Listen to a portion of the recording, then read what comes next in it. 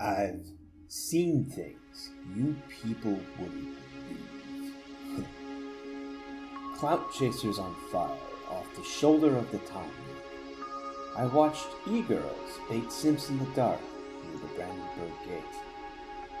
All those moments really lost in time, like corn in pure. Time to cry. Nobody gives a damn. Blade Runner is a point-and-click adventure game / sex offender simulation developed by Westwood Studios and published by Virgin Interactive for the PC in 1997. It's pretty good. And that sentence alone is probably enough if you're either a fan of the movie or a gamer of a certain age who was traumatized by the wave of absolutely garbage licensed games in the 80s, 90s, and 2000s. Only millennials know. Any game based on a TV show or movie was likely absolute trash. Maybe you're still suffering PTSD after your mom got you Enter the Matrix or Minority Report from Blockbuster one summer. Maybe you heard all the jokes about whatever this is. But the rule was clear. Video game adaptations of movies and TV shows were to be avoided at all costs. There were exceptions, but I've noticed that good licensed games generally have one thing in common. They're released years after the movie or whatever has come out. This means developers actually have time to craft something fun instead of shoving a half-finished product out the door to coincide with the summer movie season.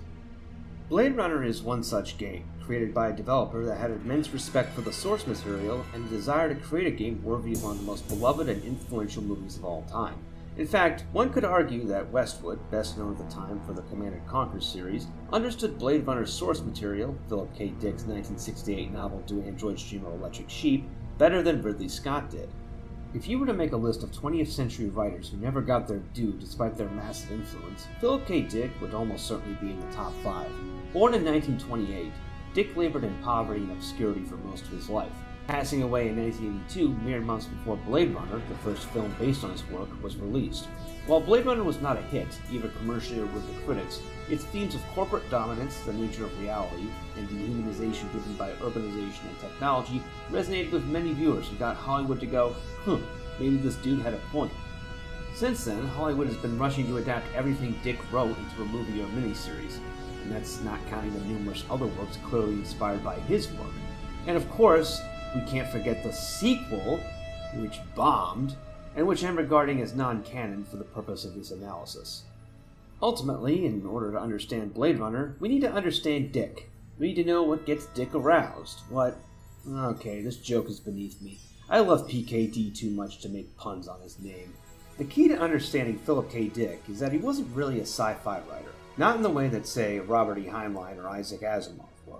Dick's novels are essentially thinly veiled depictions of mid-century California, its emptiness, artificiality, drama, the broken lives of its inhabitants. The creeping paranoia of his protagonist is a reflection of the very real paranoia of living in California during this time, stuck between drug-addled hippies and resentful Okie hicks. And before one of you Redditors goes, but sci-fi has always been about exploring contemporary issues in a futuristic context, Dick was different from Heinlein, Asimov, and the rest in that his work was about the lives of people. He didn't start with some grand theme of, what if everyone joined a free love cult? Or what if you had to kill the bugs in order to vote? His novels were about the struggles of real people in the real world, with sci-fi used as window dressing. This element, I believe, is what makes Dick's work, and the adaptations thereof, so popular decades after his death. Sci-fi has a relatively short shelf life. Try and read Last and First Man or The Time Machine if you doubt me. Or hell, just watch Star Trek and try not to chuckle over the fact that your iPhone is more advanced than the comm badges worn by Starfleet officers. Dick endures because his work is not fundamentally speculative. It's about the actual issues you or I face in our day-to-day lives. While many adaptations of Dick's work deviate significantly from the source material, including Blade Runner, which I'll get into later, these core themes remain. Westwood's take on Blade Runner succeeds because they took the time to fundamentally understand what PKD was trying to say. The game isn't perfect, far from it. Honestly, one could even struggle to call it a game at points. It was a title of high ambitions that missed the mark in its overall design. But like many games, Blade Runner is carried by its superb writing and acting and its expansion of the themes introduced in its predecessor. Let's get started. So you want to play Blade Runner, huh? That's easy. Just get the Enhanced Edition from Steam or GOG, and you're good to go. The Enhanced Edition got a lot of bad press when it came out in 2022, both because it was full of game-breaking bugs and its horrible graphics. Night Dive Studios clearly applied the cheapest AI filter they could to the game, resulting in blurry, washed-out cutscenes and the complete elimination of some graphical effects, such as rain. They then went into ass-covering mode and started offering buyers the original version of the game, without crediting the developers who actually got it running on modern computers. Night Dive, to their credit, eventually made everyone whole by patching out the problems in the Enhanced Edition, nearly a year after it came out. The game now includes an option to toggle between the original and the improved graphics, which along with the other quality of life improvements, such as having an actual game menu, make it worth your time now. You still get the classic edition of Blade Runner with your purchase, which runs on Scum VM, an open source engine originally designed for running old LucasArts adventure games like Maniac Mansion on modern systems. I used the Enhanced Edition with the original graphics for this playthrough, largely because the classic version kept conflicting with its keyboard shortcuts I use for OBS. There's also a classic version with restored content. This content doesn't appear to be in the Enhanced Edition, which is fine, as I generally prefer to present these games in as close as their original forms as I can get. In a very mild defense of Night Dive, the complete mess they foisted on the public was probably due to the fact that they had to reverse engineer the game and port it to their own engine. It took ages for Blade Runner to be re-released in any form, not only due to legal issues, but because EA, who bought Westwood Studios and later shut it down, lost the fucking source code! This kind of thing tilts me like you wouldn't believe. Do you know how many great games from the pre-Steam era we've lost due to publisher negligence or legal chicanery? We're never getting a real Icewind Dale 2 remaster because the source code vanished somewhere in the Underdark. The No One Lives Forever series is dead because Warner Brothers, Activision, and 20th Century Fox couldn't be bothered to have an intern rummage through a file cabinet for the ownership papers, and Microsoft certainly doesn't seem to care about its backlog of classic PC games like Crimson Skies or Freelancer. I don't get it. AAA developers and publishers are already broke. That's why they took ESG funding from Wall Street to make a bunch of woke sequels that nobody asked for. That's why Microsoft is busy dismantling every game studio they bought in a drunken haze.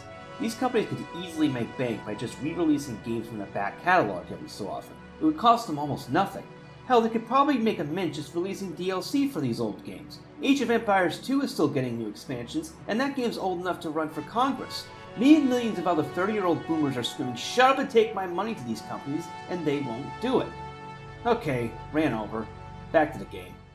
Before you start a new game, make sure you set the player personality to user choice. Otherwise, you won't actually be able to make dialogue choices, as your character defaults to one of 4 preset personalities: polite, normal, surly, or erratic. Blade Runner opens with the familiar text scroll. In the near future, the Tyrell Corporation created Nexus replicants, robots who are identical to humans in appearance but much physically stronger. Replicants are used as slave labor in the off-world colonies, and after a failed slave revolt, replicants are made illegal on Earth under penalty of death. Police departments form Blade Runner squads with the goal of hunting down rogue replicants. This was not called execution, it was called retirement.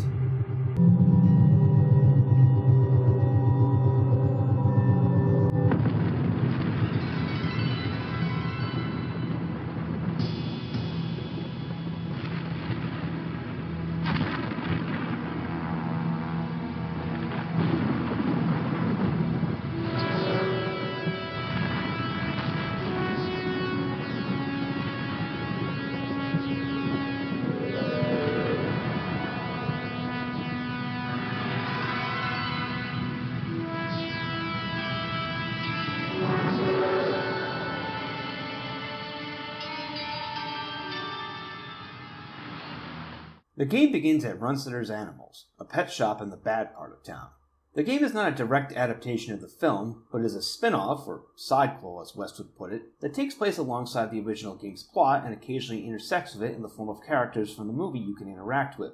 Westwood managed to get many of the actors from Blade Runner to reprise their roles for the game, including Sean Young, Joe Turkel, and William Sanderson. Harrison Ford is the most glaring omission, though Rick Deckard makes a cameo appearance in some playthroughs. Westwood's decision to adapt Blade Runner this way was motivated less by artistic license and more by legal realities. Bud Yorkin, one of Blade Runner's producers, had sought to develop a video game in the early 90s, but at the time, Blade Runner's copyright was divided up across numerous different corporations and individuals, creating a gigantic legal clusterfuck. When Westwood finally got the green light to begin development, they were explicitly prohibited from using any footage or audio from the film. Producer Lewis Castle came up with the idea of creating a spin-off as a way of getting around this issue. Meet Lucy, Lucy works for Runciter. Lucy wants to go home after a hard day's work. But Runciter is a man, and a man has certain needs only a woman can fulfill.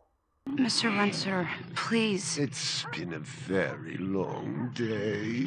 I don't want to. Now, Lucy, I thought we'd settled this last week. Don't let's forget who pays your salary. The already intense creepiness of the scene is quadrupled after we learn that Lucy is only 14. Does the LPD have a sex crimes division?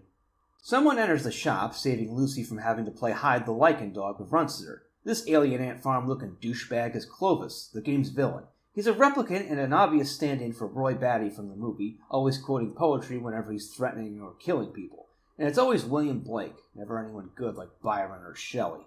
Tiger, tiger, burning bright. The forest of the night. I'm playing as rookie Blade Runner Ray McCoy, who is assigned to investigate the break-in at Runciter's. This scenario is one example of how Blade Runner the game is more faithful to Do Android's Dream of Electric Sheep than the movie was. Militant veganism is the law of the land in Los Angeles of 2019, which is only hinted at in the film via the Voight-Kampff questions about animal cruelty. It's your birthday. Someone gives you a calfskin wallet. I wouldn't accept it. Also, I'd report the person who gave it to me to the police. Most animal life on Earth was wiped out decades before in a series of nuclear wars. Real animals are rare, harming or killing them is a capital offense, and eating meat is a taboo on par with cannibalism in our world. Even cheese is contraband. Owning a real animal is a lifelong goal of many people, not simply because they're status symbols, but because caring for an animal is considered to be one of the highest expressions of empathy in humanity.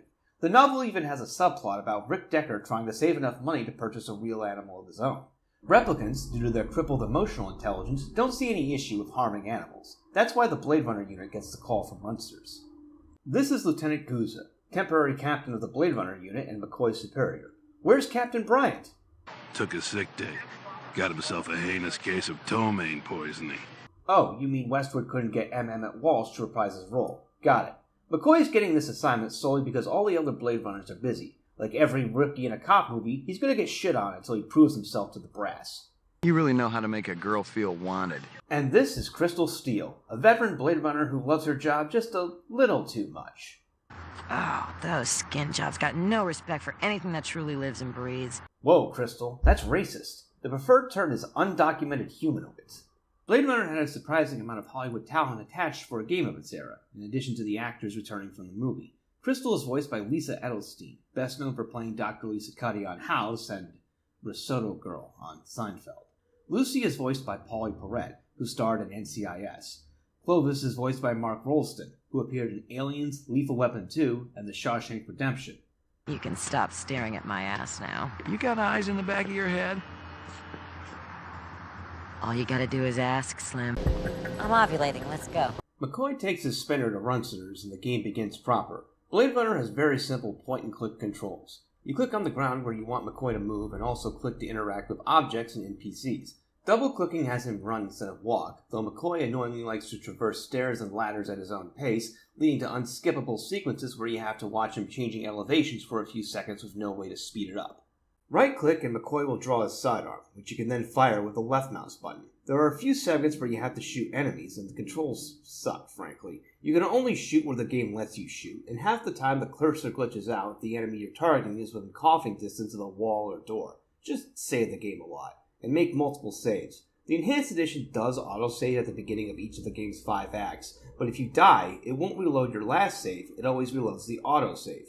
McCoy's gun has unlimited ammo by default, but you can purchase more powerful bullets later in the game. That said, the game mercifully doesn't have a lot of action, so this isn't a deal breaker. You can practice your marksmanship in the shooting range at the police HQ, but there's no reward for getting a high score beyond your personal sense of completionism.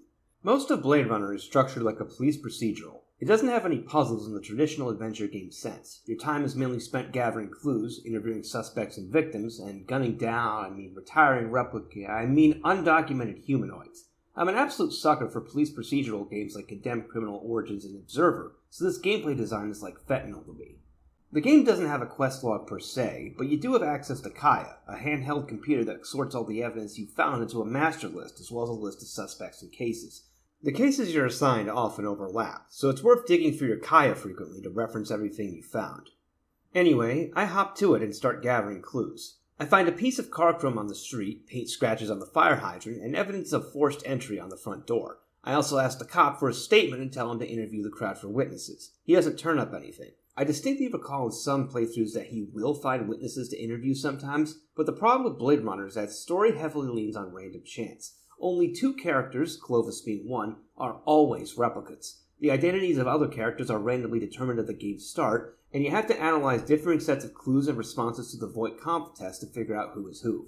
Early games that pioneered reactivity often relied on random variables, and there's a reason why this design methodology was abandoned. It runs counter to the player's decision-making. Westwood sold this randomness as increasing replay value, but the actual effect is that replaying Blade Runner feels like trying to figure out the winning formula to a slot machine. You can't win. I don't feel motivated to replay this game to see all of the content because I have no idea what content I'm going to experience on any given playthrough.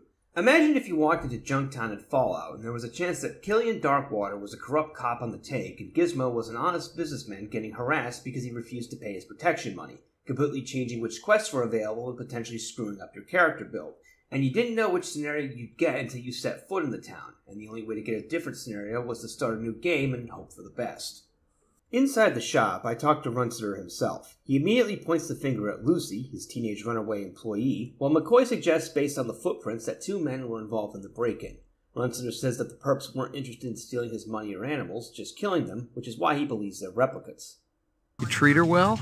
As well as any young tot should be treated. I really don't like this guy, and the fact that he was trying to cast and couch a 14-year-old isn't helping. I get a disc from Runster's surveillance camera, find some shell casings near the entrance after a game of Find the Pixel, and procure some other evidence from Lucy's desk before leaving. You'll want to make sure you gather up everything you can before departing the crime scene because it'll be cleaned up after you leave.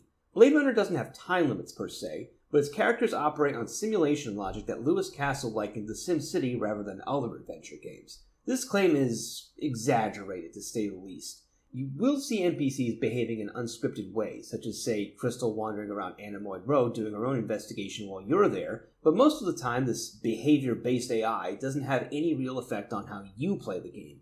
In fact, the only time I noticed it was when it actively obstructed me from progressing the story. Nothing even remotely interesting, but hell, if I was going to root through trash, my expectations weren't too high.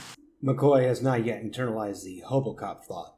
One of the items by Lucy's desk is a pair of chopsticks from Howie Lee's, the sushi stand Deckard was eating at in the movie. This opens up another location for your investigation. But before we get ourselves some scran, head to the cop shop to analyze the evidence you've already picked up. At the police headquarters, I can drill deeper into what I picked up at Runster's. I visit Dino in forensics to get some tea on the evidence, and then Dino mysteriously disappears for the rest of the game. On level 2, I'm introduced to 2 important tools, the Esper machine and the clue database. The Esper machine lets you analyze photographs for additional clues, just like Deckard did in the movie. The clue database allows you to swap evidence you've collected in exchange for evidence gathered by other Blade Runners, which is important because their investigations may lead to breakthroughs in your own.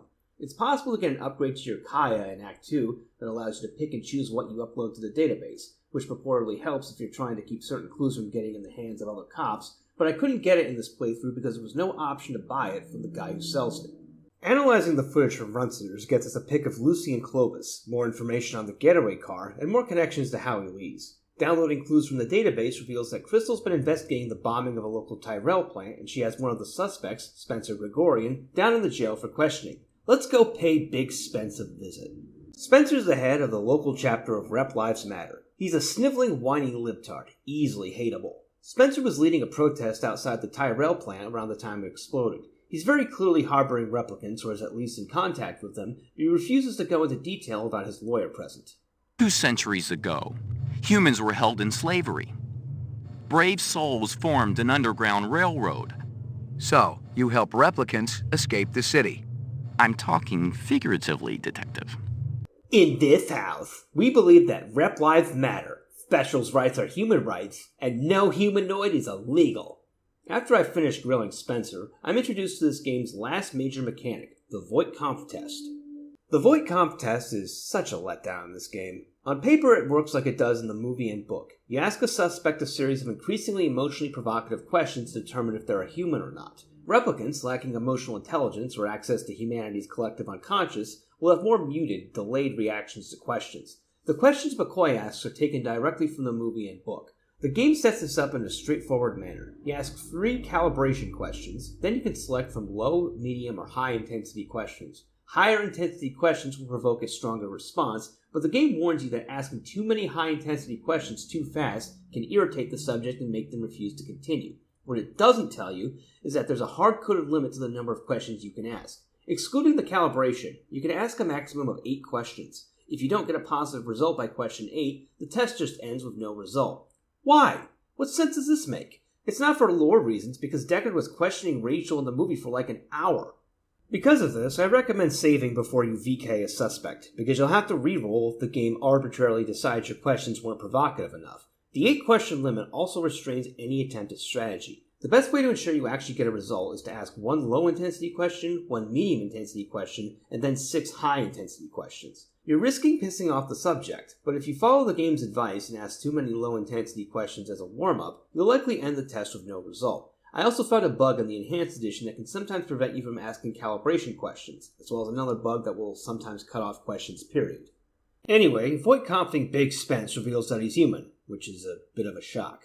All signs point to Chinatown as the place to continue my investigation. Howie Lee serves musage, a blend of soy and lichens from Offworld. No, you won't be eating the bugs, because the bugs went extinct. Take note of this goofball in the red dress coat. He'll be important later. Howie isn't terribly helpful when I question him, but he does let slip that his new chef has been working for him for about a month, the same span of time that Lucy was working for Runcier. I head into the kitchen to question the chef, named Zubin. I show him the picture of Lucy and he responds by shoving a pot of boiling soup at me. You have to click rapidly to dodge the soup, otherwise Zubin gets away. Even if you successfully pass this quick-time event, if you dawdle too long, Zubin will run off, though if you don't get him here, he'll ambush you at McCoy's apartment later on. Run through the back alleys, grab the license plate from the dumpster, optionally tip the bum some cash in exchange for info on Zubin's whereabouts, and you'll find the perp in this hallway. This is one of the more important decision points in the game. Blade Runner has an invisible, Manichaean morality system based on how you do your job. If you're a filthy Rep Lives Matter sympathizer, put your gun away and let Zubin escape. If you're interested in doing a man's job, pump him full of lead. It's worth pointing out that Blade Runner was released a decade before the final cut, so in terms of style, it draws on the original theatrical version, most notably in imitating the god-awful monologues that Harrison Ford clearly recorded at gunpoint. The poor guy kind of reminded me of one of those Buffalo soldiers, blacks who had killed and died for America, yet weren't allowed to drink alongside whites. Skin jobs. That's what Bryant called replicants. In history books, he's the kind of cop used to call black men nigger. The monologues in the game are much better, thankfully. They actually add to the story rather than subtract from it, and McCoy's voice actor doesn't sound like he got waterboarded beforehand. Outside Howie Lee's, I run into Gaff, who congratulates me on a job well done. Gaff, conspicuously, is not voiced by Edward James Olmos, who portrayed him in the film, which is an odd oversight given he has the biggest role of any of the movie's returning characters. You ever retire a human, your career is over. Remember that. Gaff tells McCoy that the replicants he's tailing were also behind the hijacking of a ship called the Moonbus, which happened a month ago. This is important for later. Gaff also mentions that the Moonbus is believed to have crashed out in something called the Kipple.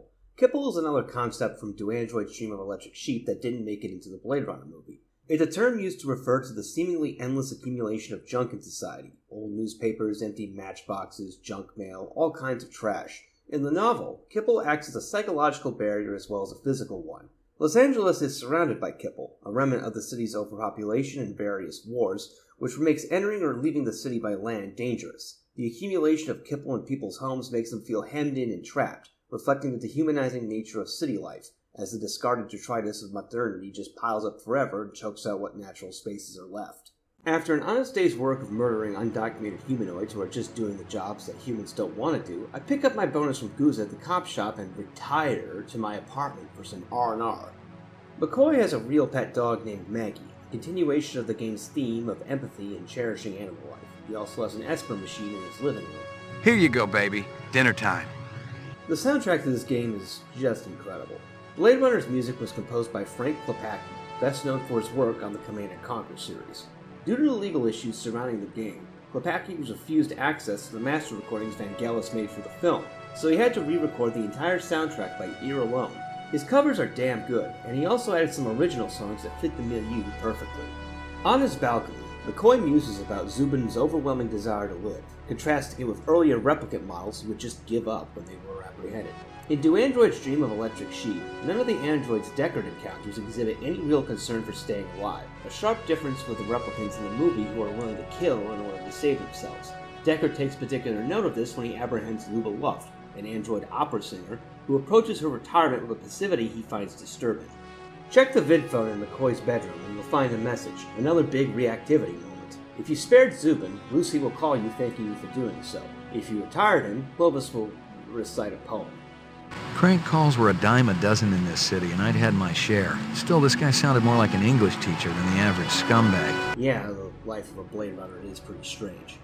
Actually, why are Blade Runners called that? It's not a term Dick used in the original novel.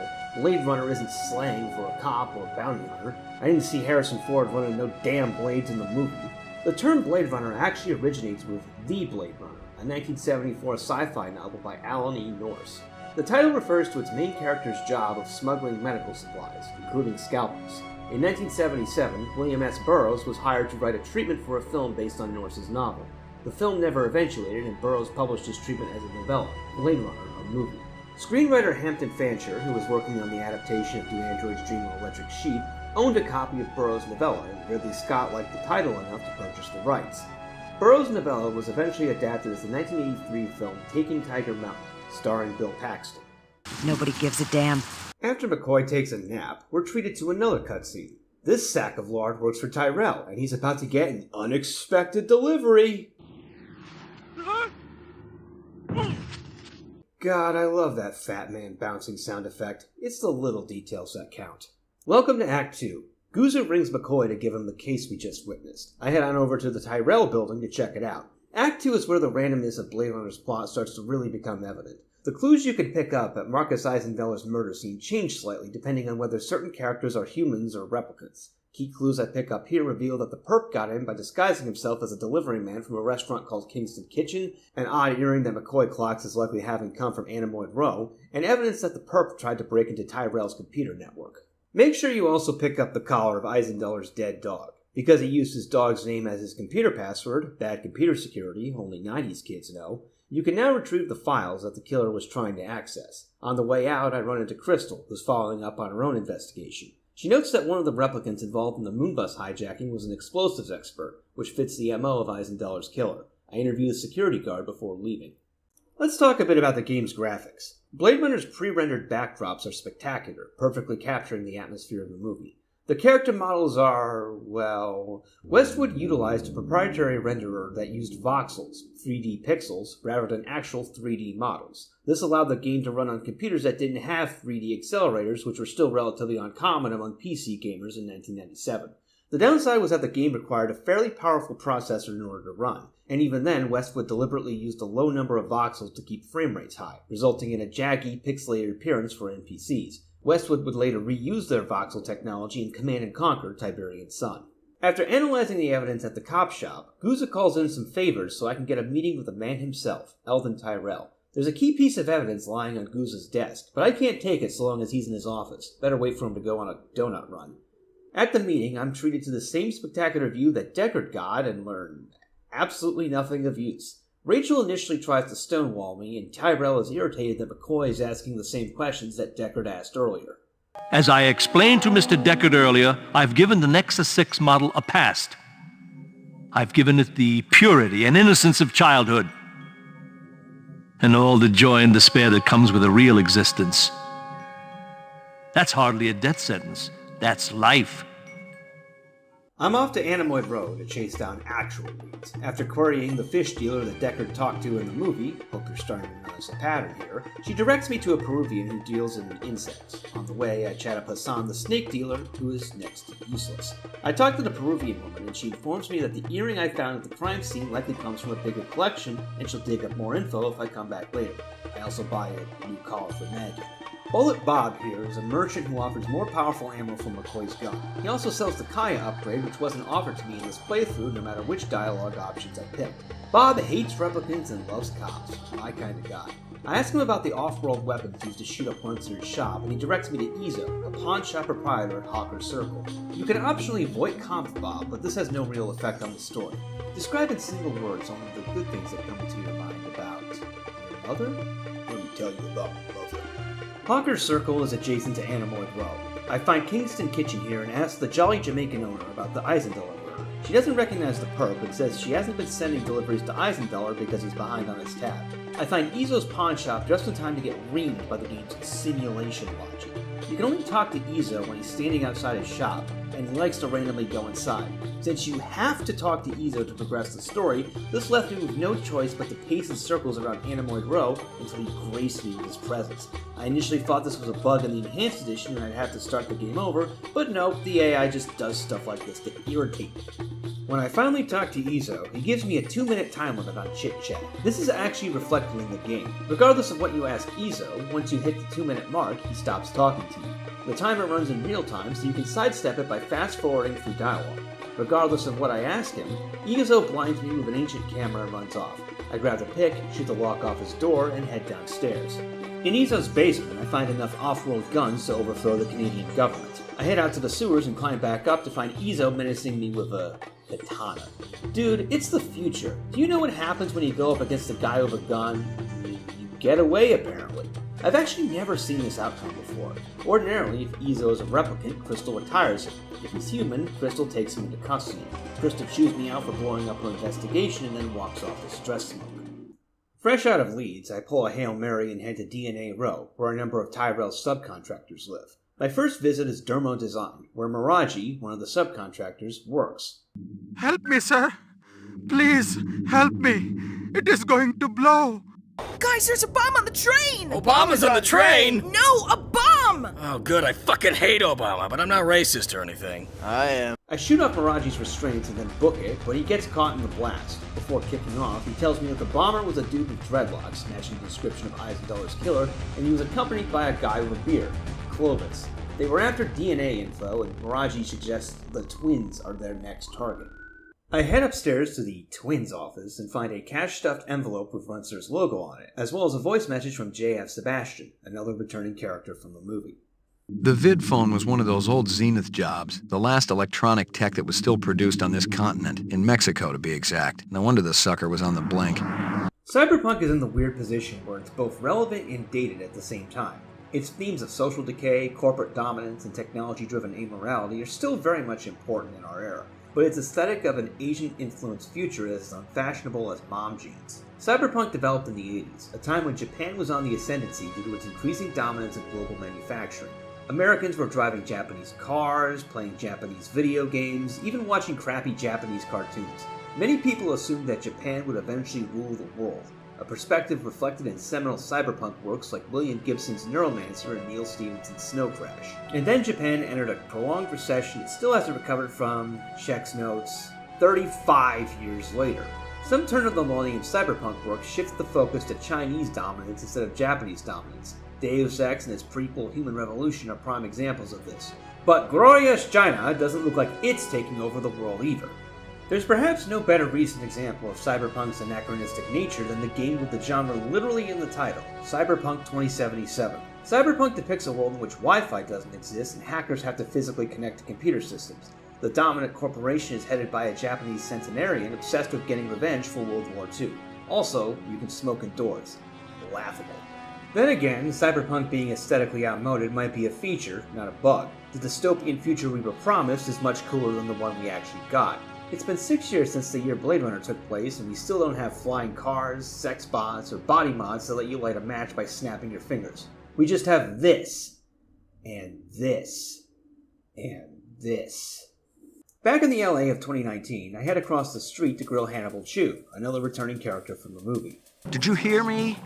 Of course I hear you. You think I'm deaf? Chew tells me I can find Sebastian at his apartment at the Bradbury Hotel down the street. I head to the Bradbury and find Sebastian's apartment after getting lost in the lobby. The lights are on, but nobody's home. Well, aside from the friend Sebastian has been making. I swipe a printout of DNA information from the lab after turning the printer off and back on again before catching a silhouette running away. Another chase scene.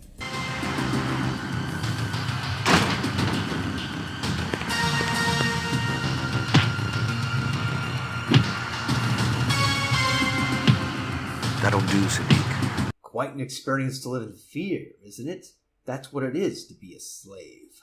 Welcome to Act 3. McCoy's been captured by the replicants. Sadiq, the Jamaican mad bomber, wants to blow McCoy's head off, but Clovis says no. After a drug-fueled off-world hallucination, McCoy wakes up to Lucy. She refers to Clovis as father. In fact, all the replicants refer to their fellow skin jobs as family. Oh neat, they've made Heavenscape for robots. It's really creepy and uncomfortable for Lucy to be going around in nothing but a bra while playing with dolls. Because she's 14. She's 14!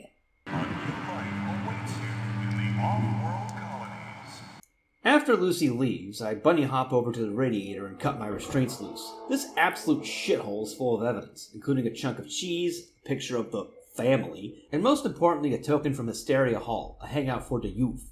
We're actually in the Yukon Hotel, where Leon was staying in the movie. And speak of the devil! If you're thinking you can metagame here and retire Leon knowing full well he's a replicant, don't bother. Westwood explicitly wrote Blade Runner's story so that while you frequently intersect with characters from the movie, nothing you can do can affect the film's story. You can, however, search Leon's room, turning up some evidence that Deckard was too lazy to grab. Just help me out here a little more. You seen a big Rasta guy around here? Or a guy with a beard and dark eyes? A Rasta? What's that?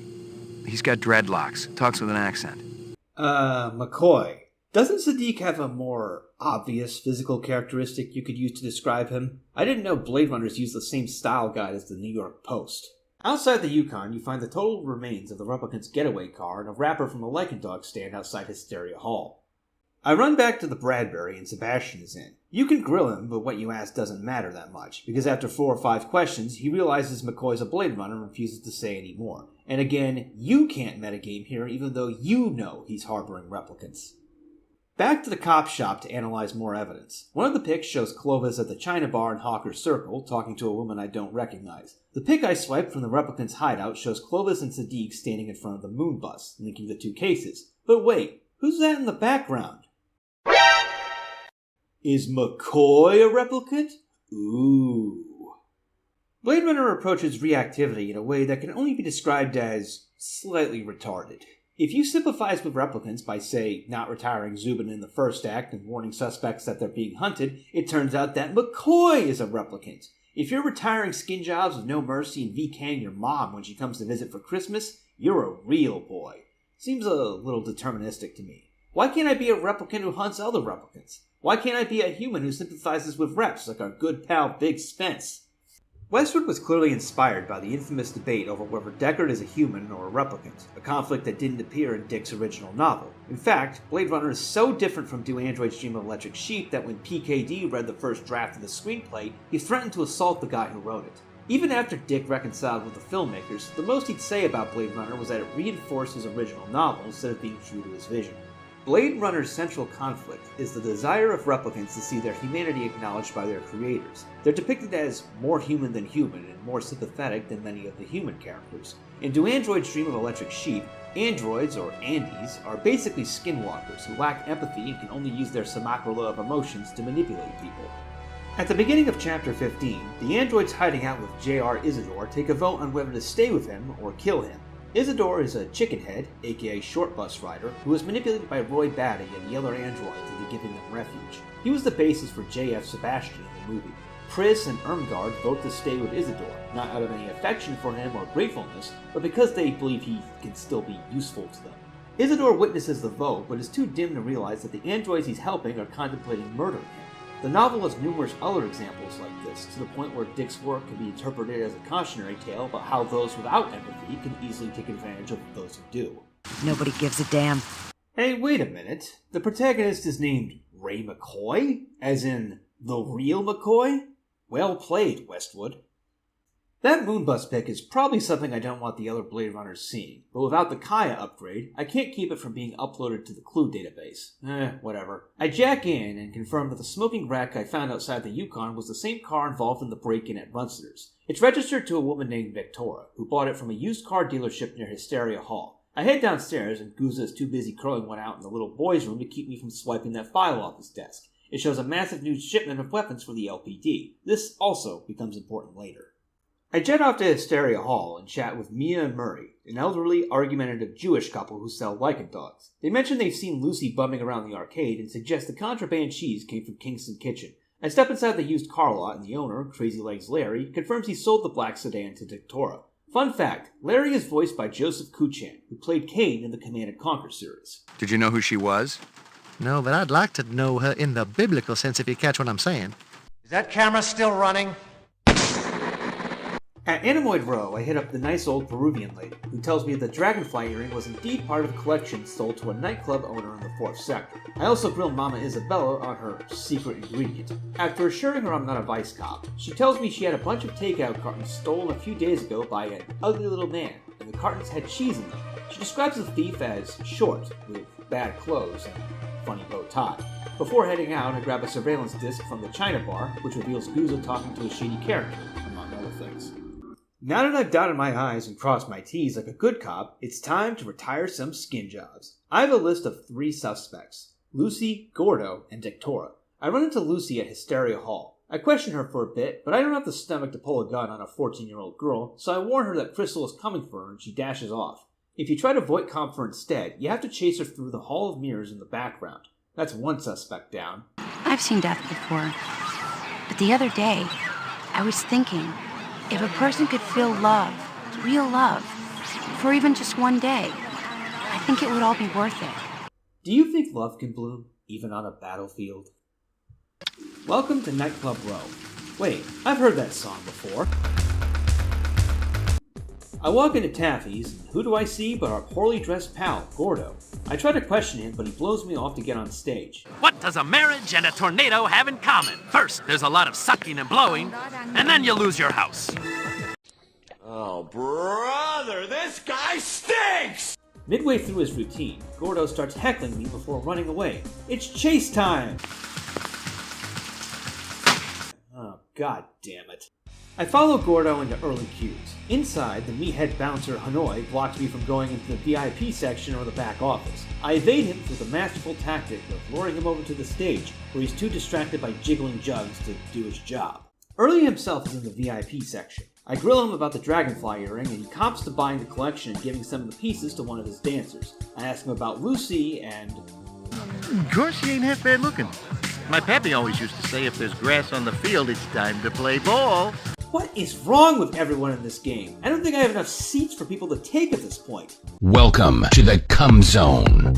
After you finish with Early, wait a little bit and he walks off screen to announce the next dancer, Dictora. Now, you can stand around watching her show like a useless dildo, or you can take advantage of Hanoi being double distracted and bust into Early's office.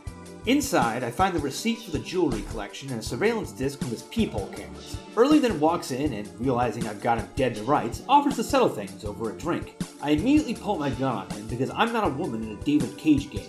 He admits that Dictora has rep friends and offers to sell her out in exchange for the disc. After he forks over another disc, I renege on the deal and I head back to LPD HQ to use the Esper. That's our target. I also found a bug here where the Nightclub Row music kept playing until I rebooted the game. I fly back to early queues, head backstage, and... I just wanted to say, wow, you were awe-inspiring. Wait, is McCoy doing the voice Deckard did when he met Zora? No, nothing about it. Have you felt yourself to be exploited in any way? How do you mean exploited? Well, like to get this job. He is! Is that an official technique they teach at Blade Runner Academy? After the usual round of questions, I put Dictora on the voight comp. After clocking her as a replicant, she calls the cops. Great, if you want to give yourself up, makes my job easy. Whoa, lady! Well, this'll all be cleared up when the boys in blue get here. That's right. Ray McCoy, Rep Detect, BR 61661. Never heard of you. Narrator. It was not cleared up. Well, this is the worst dentist office I've ever been in. The cops that have McCoy strapped down are accusing him of being a replicant. This is another area where the Blade Runner game is more faithful to the novel than the movie was. In Do Androids Dream of Electric Sheep, Deckard is kidnapped by androids posing as cops who accuse him of being an android. Your breath smells like you wiped your ass with your teeth. Before the fake cops can put one in my skull, Crystal busts in and, okay, there's no way McCoy should have survived that. She blew his restraints off with a fucking shotgun. Back on the street, Crystal and I head into early queues to hunt down Dictora. That stripper you interviewed, she's one of them. Figure it out. You must have made the call to Baker and that other bozo. Crystal, I VK'd her, and she made the call while holding me at gunpoint. You're way behind here. Dectora is hiding in the rooms upstairs from the VIP stage. She tries to blind me with a projector, but I shoot it out, chase her up the ladder, and then randomly shoot at the wall. This lights the entire room on fire for some reason, allowing me to shoot Dectora while she falls out a window in another homage to the movie. And while we're on the subject, let's discuss the biggest deviation Blade Runner the movie makes from PKD's novel, the conflict between Mercerism and Buster Friendly. In Do Androids Dream of Electric Sheep, Mercerism is a religion in which humans use devices called empathy boxes to connect with each other and relive the experiences of a Christ-like figure named Wilbur Mercer as he's pelted with rocks to the point of death. Mercerists experience all of the man's pain, struggle, and desolation as they relive his journey across the blasted landscape of post-nuclear Earth. Doesn't sound like much fun, but the popularity of Mercerism is because of the shared empathy bond its adherents experience whenever they jack into their empathy boxes. The steady dehumanization of people is a prominent theme in Dick's novel, and is also displayed through the characters' use of Penfield mood organs, devices that allow them to experience emotions they don't feel normally. A world in which people are so emotionally dead inside that they need constant pharmacological stimulation to feel anything is one in which Mercerism, with its promise of reuniting people with their lost humanity, has great appeal. Androids, being androids, cannot use the empathy boxes. Buster Friendly is the host of Buster Friendly and His Friendly Friends, a talk show that runs for 23 hours a day where he conducts inane interviews with moronic celebrities in a fashion similar to real-world late-night talk shows. Buster Friendly also really has it out for Mercerism. He doesn't just hate it, he dedicates large slices of his show to ridiculing and attacking it. Near the end of the book, Buster Friendly airs an expose claiming that Mercerism is a fraud, and Mercer himself is a washed-up actor playing a role. It's then revealed that Buster Friendly and all of his guests are androids themselves. Mercer later visits J.R. Isidore, who is crestfallen after watching the expose, and Mercer admits that what Buster Friendly revealed was true. But he also reveals that it doesn't matter, because the shared bonds of empathy that Mercerism has brought to the human race are more powerful than Reddit atheism. It was true. They did a good job, and from their standpoint, Buster Friendly's disclosure was convincing. They will have trouble understanding why nothing has changed, because you're still here, and I'm still here. Mercer indicated with a sweep of his hand the barren rising hillside, the familiar place. I lifted you from the tomb world just now, and I will continue to lift you until you lose interest and want to quit. But you will have to stop searching for me, because I will never stop searching for you. This, more than anything, is the emotional core of Do Androids Dream of Electric Sheep. The androids, unable to participate in Mercerism, hate and fear it. They hate Mercerism because it provides something they can never have. The salvation of uniting with humanity and rediscovering empathy in a world that has done its best to crush both. This gaping hole in the android's psyche also drives their cruelty to animals. In the novel, after seducing Deckard in an attempt to distract him from his investigation, Rachel callously shoves his real pet goat off a roof in an act of petty vengeance after he's finished.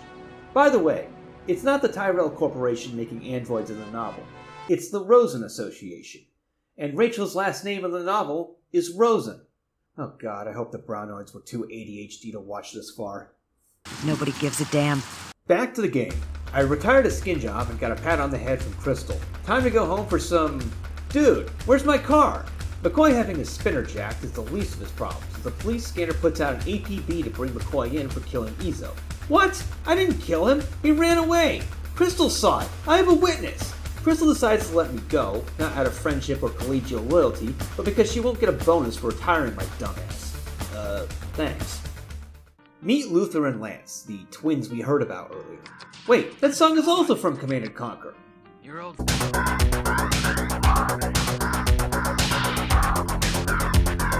I'm a mechanical man. I love how the subtitles have to make it clear that simp in this context means simpleton and not a man who begs for pussy. Oh, not these assholes again. Welcome to Act 4, the absolute worst part of this game. With Larry Sellers having stolen McCoy's spinner for a joyride, you now have to traverse the city on foot, via the sewers. This entire act is just one long sewer level.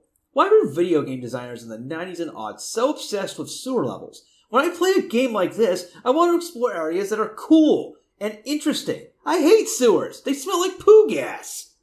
Act 4 is also the most combat-heavy part of Blade Runner. You frequently have to contend with giant rats who will make a meal out of McCoy if you don't place the cursor at the exact point where the game allows you to shoot back. What the hell is in the sewage, man? FEV? Not only that, since McCoy is a wanted man, you'll have to deal with cops roaming the area who shoot first and ask questions later. Oftentimes they'll hide in parts of the map you can't see, either because they're too dark or they're blocked off by level geometry. The game doesn't have a health meter, and if you take more than 2 or 3 hits in a row, you die, giving you 0 room for error. Look, if you're going to have combat be a major mechanic in your point-and-click adventure game, maybe make it so that I can point and click at enemies without having to play Find the Pixel. Save early, save often if you don't want to turn your hair gray playing this section.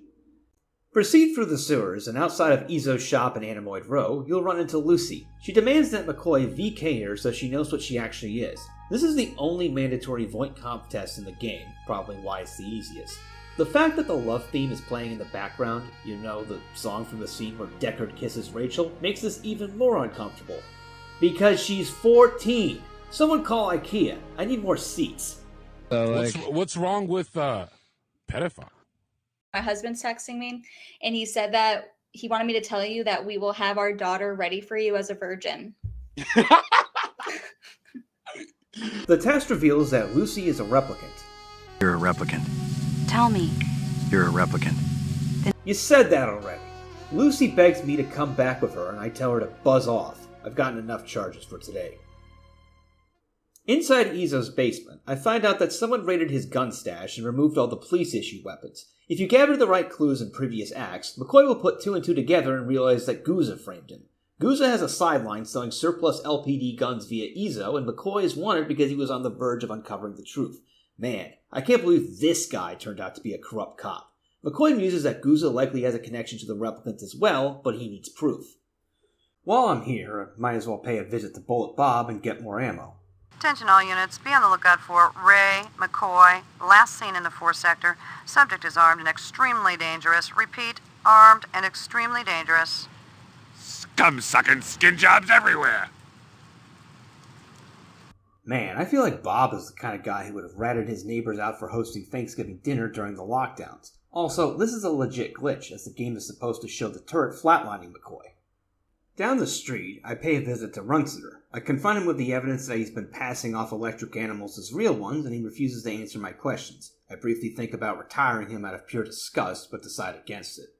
Something annoying about this act is that the game arbitrarily blocks you from entering certain areas if you haven't gone to other areas first. In the first 3 acts, this made sense because you were going around the city in your spinner. But why can't I go down that side tunnel? It's a tunnel. It's not blocked off. I can see the other end.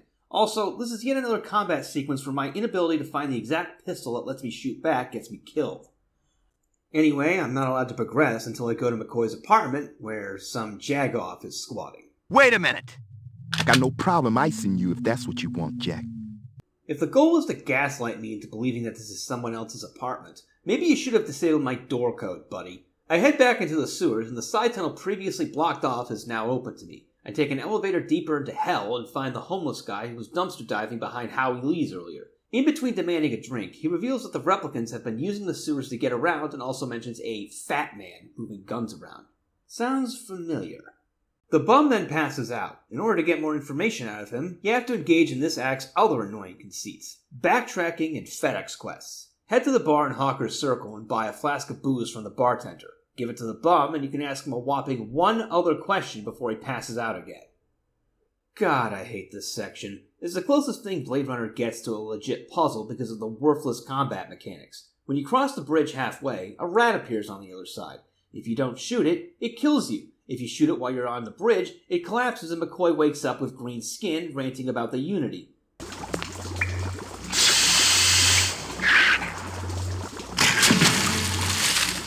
God damn it, I give up. I'll ask the bum if he wants a roommate. Doesn't seem too bad here. I mean, he's got a couch and everything.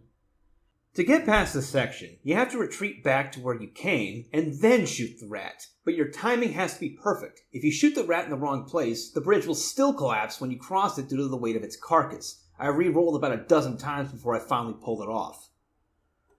Turns out the rat was guarding the back entrance to Luther and Lance's place. The Siamese twins were subcontractors for Tyrell before he fired them a month ago. They're also replicants, Nexus 6s who were implanted with false memories, except Tyrell not only screwed up their body, he screwed up and implanted different memories in each twin. They've teamed up with Clovis to get revenge. If you can't trust your own memories, what's left that makes you human?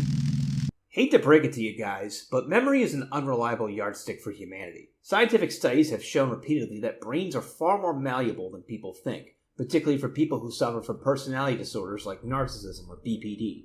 In fact, many jurisdictions now consider eyewitness testimony in criminal cases to be unreliable because of how fallible human memory is. Luther and Lance are looking for DNA information from Tyrell so they can complete their research on extending replicant lifespans. They reveal they're sitting on a pile of compromise about Guza's deals with Clovis and will fork it over by breaking into the Tyrell building and get the DNA info they want. This Sam Fisher-level spy keeper entails walking into the elevator while the security guard is napping, taking the info right off Tyrell's desk, and then running to the exit after the guard wakes up. Sorry, they don't pay me to chase thieves more than 10 feet from the door.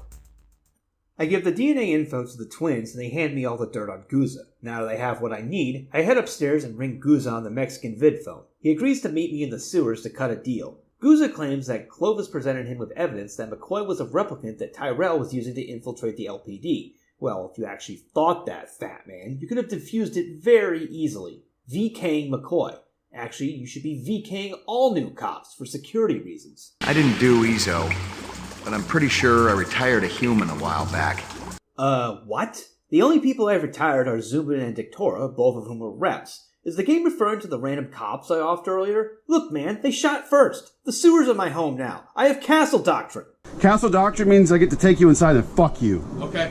During the meeting, Clovis and Sadiq show up to settle some scores. At this point, you have a choice to make. If you let the replicants kill Guza, this marks you as a real Blade Runner, and Clovis will chase you as you make your way out of the sewers, though this didn't happen in my playthrough for some reason. If you off Guza yourself, you're a filthy Rep Lives Matter supporter, and Clovis invites you back to the family. Either way, make sure you grab Guza's briefcase on the way out. From here, you can either go directly to McCoy's apartment or to the cop shop, where Bryant clears McCoy's name, and then you go back to his apartment. Oh, and Gath is outside McCoy's building. But we don't live forever, do we? It's too bad she won't live, but then again, who does?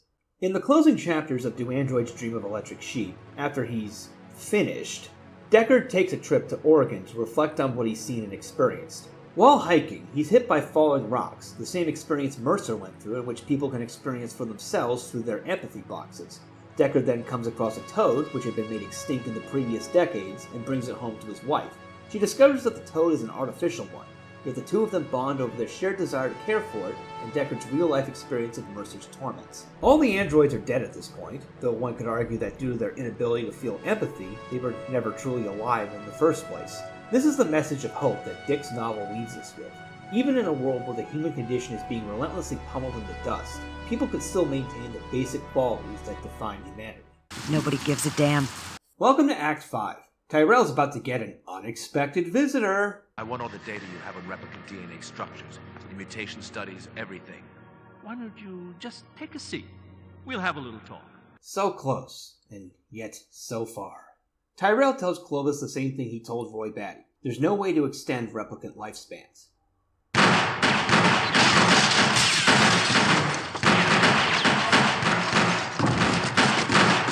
I would prefer him alive if possible. I'm in danger! The squatter is gone. Unfortunately, someone killed Maggie, and they left a cigarette butt in my kitchen. Huh. There's also someone calling me on my vid phone. This is where your various choices throughout the game culminate. During development, Westwood incredulously claimed the game had 13 different endings. In reality, there are 3 endings, and a bunch of variations on those. It's like claiming you have 31 flavors of ice cream when 28 of them are just different types of vanilla. If you've been a real boy the entire game, smoking skin jobs and VKing the clerk at your favorite bodega, Crystal calls inviting you down to the kipple to finish the job.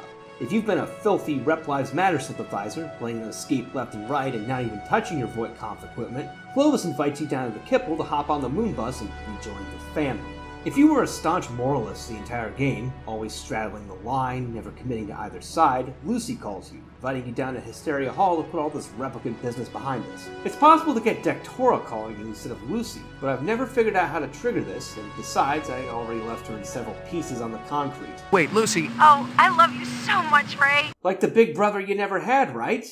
Like the big brother you never had, right? Despite being reinstated as a Blade Runner, you don't get your spinner back, not that you really need it anymore. Head down to the kipple to go through doors number 1 or 2.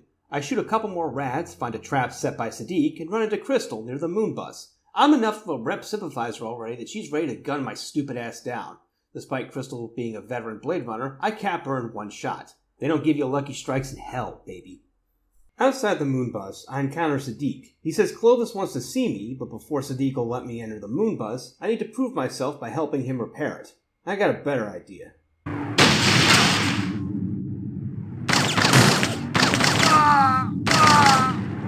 Inside, I find Clovis. He's dying all of a sudden. This is meant to be Clovis's Tears and Rain moment, where he gives a big dramatic speech before kicking off. Instead, he just recites William Blake while coughing. I do what Deckard didn't have the balls to do. We eat little, we drink less. This earth breathes not our hands. I never did like poetry. I exit the moon bus, and Gaff is here to tell me I've done a man's job and am now a full Blade Runner. McCoy amusingly BS's Gaff by claiming Crystal was a rep sympathizer. He did the meme! He did the fucking meme! McCoy walks off into the sunset while examining one of Gaff's origami figures. Ooh, what does it mean? Let's reroll. The item you need to fix the moon bus's generator is to the left of where you waxed Crystal. Bring it back to Sadiq and he lets you through the door. Inside the moon bus, you find every replicant that you haven't killed. I guess they all teleported away when I shot Sadiq. Wait, what's Dictora doing here? I retired her! I lit her on fire and shot her and she fell through the goddamn window! McCoy gives Clovis the DNA information, something I forgot I even had, and the moon bus takes off for greener pastures. Oh, it's Gaff again. What does it mean? I re-roll for door number 3. Outside Hysteria Hall, Lucy suggests we buy a spinner from the used car lot so we can escape LA. Crazy Legs Larry gives me a sweet deal on the technology of peace. We head up, only to find Crystal. She hates replicants so much she teleported here from the kipple just to give me a piece of her mind. This fight is a little different from confronting her in the kipple. Crystal disables the spinner and then starts shooting at Lucy. Lucy can actually die if your trigger finger is too slow, forcing McCoy to flee the city with his dick tucked between his legs. See you again, real soon. Oh, I forgot. You reps don't have a soul. Your dying words, and you couldn't even drop another S-bomb. I'm not even mad. I'm just disappointed. With the spinner out of commission, we need another way out of here. Head back downstairs and the LPD has the place surrounded. Lucy reveals she has a bomb and wants to go out in a suicide attack. We can die together. The only thing we'll feel is the love we have for each other. Whoa, whoa, whoa. First off, you're a complete psycho. Second, you're 14. 14! How old was the Virgin Mary? I think she was she wasn't 18, I'll say that much. God, is it too late for me to shoot her in the head and get my retirement bonus? I get out of this jam by opening up the floor and telling Lucy to throw the bomb in, blowing a hole in the basement and allowing us to lower a ground car into the subway tunnels. This section is timed, but you'd have to be dumber than McCoy to screw this up. Run down to the subway, get in the car, and mission complete. This ending is a clear homage to the BS happy ending in the original cut of Blade Runner, right down to the love theme playing again. Stay tuned for the epilogue, where Lucy severs McCoy's penis with a rusty tin can lid while he's asleep. We also get a shot of a dead Clovis and more of a Gaff's origami. But what does it mean? Maybe it doesn't mean anything. Audiences seem to be uncomfortable with ambiguity in art. The debate over whether Deckard is human or replicant is still raging to this day and wasn't even resolved by the sequel. When Inception, one of the few Dick-inspired films that is actually good, came out in 2010, the internet was ablaze with debate over the meaning of its final scene, when Leonardo DiCaprio's character tries to determine if he's in a dream or the real world but leaves to hug his kids before finding out. People spent months debating the likely trajectory of the spinning top and even looking into the actors playing as kids even after Christopher Nolan said they weren't even wrong. The point isn't whether Don Cobb is still dreaming. The point is that he's reunited with his kids and he doesn't care anymore. I like ambiguity in art. It doesn't matter to me that we don't find out what's in the package in Barton Fink or what happened to the beef in True Grit. That just makes these movies better. Ambiguity is a powerful tool in the hands of the right writer or director. It creates negative space, allowing the audience to fill in the gaps with their own imaginations and instilling powerful emotions, which is the entire goal of art. Works where you're told everything don't have that same spark, and it's really bad when artists retcon their previous works by explaining things that didn't need to be explained. When I learned in Metal Gear Solid 5 that the end was being kept alive by a rare string of a clap, it didn't increase my appreciation for Metal Gear Solid 3. Neither did Vulcan being an undead zombie under Psycho Mantis' control. Fuck you, Hideo Kojima. Fuck you for making an unfinished game. Fuck you for not knowing how to end a story. Fuck you for your obsession with unfunny piss jokes. Fuck you, fuck your mother, fuck the horseshoe. Blade Runner was released in the US on November 13, 1997. It was both critically acclaimed and commercially successful, selling over 800,000 copies by 2002. However, because the Blade Runner partnership charged a confiscatory licensing fee and the game came on 4 CD-ROMs, Westwood only saw a small profit. Virgin Interactive was interested in creating a sequel, but because the Blade Runner partnership wanted to increase the licensing fee, Westwood declined to make a follow-up as they didn't believe they'd sell enough copies to break even. In 1998, Virgin sold off its North American game division, including Westwood, to EA.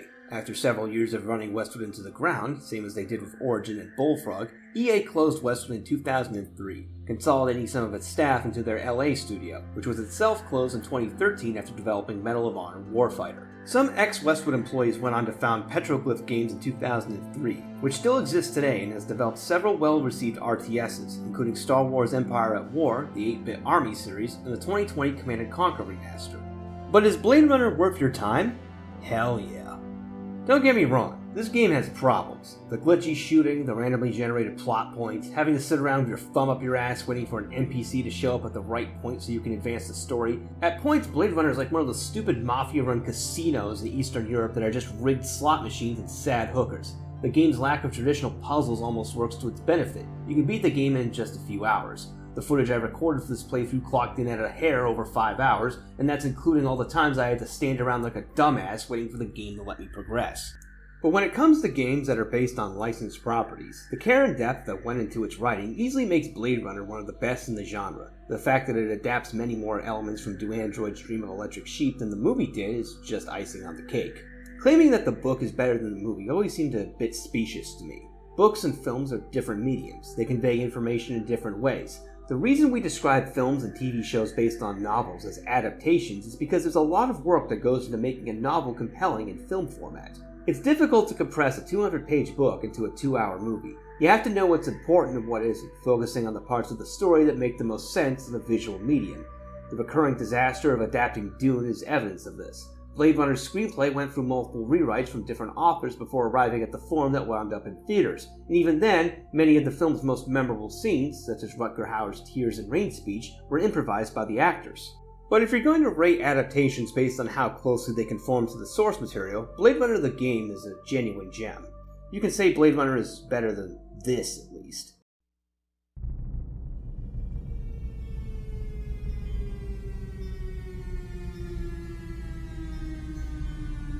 Thank you for watching. This video was brought to you by the fearless patriots of the Federation for American Replicant Reform. Join the resistance by signing up for a paid subscription via the crowdfunding web zones Patreon, Substack, Buy Me a Coffee, and X, the site formerly known as Twitter. You get advance access to all of my new videos and the warm, fuzzy feeling of helping find a final solution to the skin job question.